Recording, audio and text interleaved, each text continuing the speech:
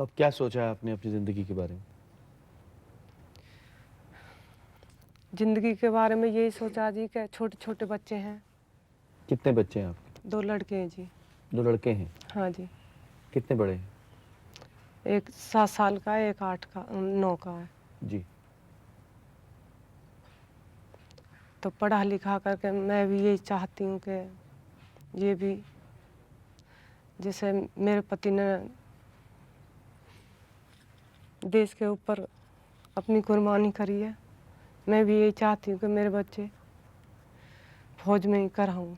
आप दोनों बच्चों को फ़ौज में भेजना चाहती हैं? हाँ जी। Thank you very much. दोस्तों हमारे बीच मेजर जनरल रिटायर्ड खंदूरी साहब भी हैं जो एमपी भी हैं बीजेपी के। मैं एमपी तो हूँ, जी। लेकिन 38 साल मैंने फ़ौज में नौकरी की है। बेशक। अभी राजनीति में तो मैं 8-9 साल से हूँ, और जो फ़ौजी की पीड़ा है उसको मैं ज़्यादा अच्छी तरह जानता हूँ बजाय जो राजनीति के पैंतरे होते उससे। इसीलिए आप हमारे बीच हैं। कुछ ऐसे केसेस भी हमारे सामने आए हैं कि जो विधवाएं हैं, जो अनपढ़ हैं, जो ज़्यादा पढ़ी लिखी नहीं है, जिन्हें ज़्यादा समझ नहीं है, तो उनको आपने 5 लाख या 8 लाख दे दिया।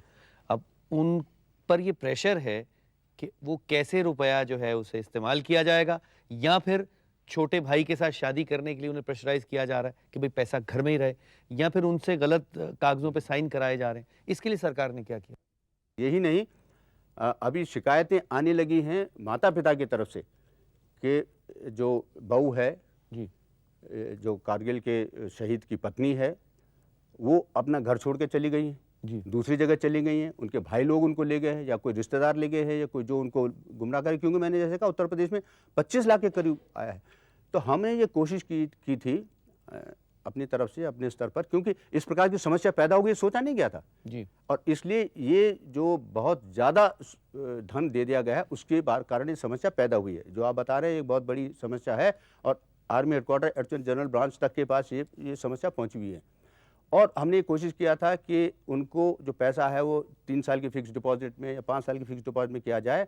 और जब ये समस्या आने लगी तो रेजिमेंटल सेंटर की तरफ से भी कमांडेंट लोग गए हैं, और ख़ासकर जो सिपाही हैं उस स्तर के हैं जो अपना स्वयं देखभाल नहीं कर सकते, उनकी अफसरों के अधिकारियों की पत्नी गई, उनसे सलाह मशविरा किया और कोशिश किया गया। मैंने स्वयं कई स्थानों पर डीएम वगैरह से कह के उनका फिक्स डिपॉजिट में डाला ताकि साल 2 साल मिल जाए, उसके बाद वो निर्णय करें।